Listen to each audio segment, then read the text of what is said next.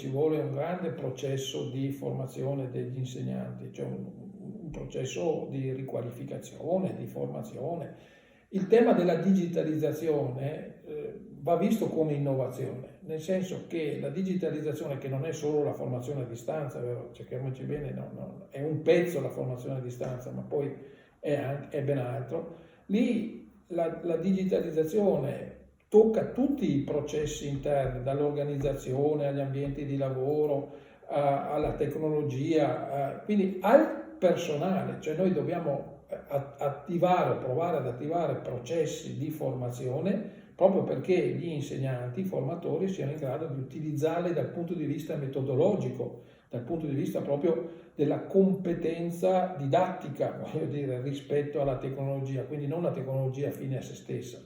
Indubbiamente non siamo preparati su questo. Su questo, ripeto, ci vuole, è necessario attivare un forte e, come dire, anche ben strutturato percorso formativo di riqualificazione. Come FICAP noi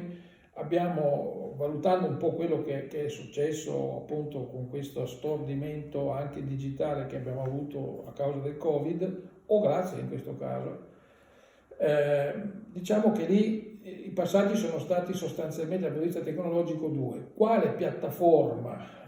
adoperare, e qua sembrerebbe una questione tecnica, in realtà no, nel senso che noi come enti ci siamo concentrati, abbiamo reagito ognuno per la sua, ma ci siamo molto concentrati su qualsiasi piattaforma che permetta al meglio la formazione a distanza. In realtà il tema è che occorre pensare a piattaforme, e sono due che ne escono, diciamo, come più strutturate,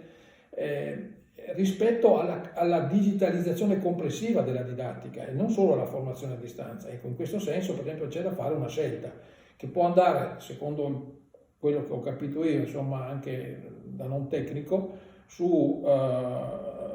Google Suite o su Microsoft 365. Queste sono le piattaforme, diciamo, sulle quali concentrarsi e fare anche formazione nell'utilizzo, nel senso che io ho capito che queste piattaforme sono un po'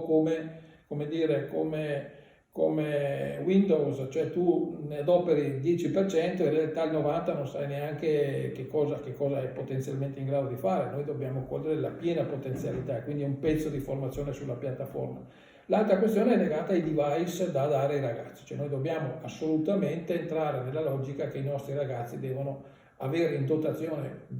nella cassetta degli attrezzi un device. E il device, anche lì la scelta del device non può essere casuale, deve tener conto appunto del processo di digitalizzazione della didattica, e quindi è una scelta oculata, no? E non può essere neanche ad arlecchino, nel senso che ognuno si prende quello che vuole, devono essere scelte legate proprio ad una impostazione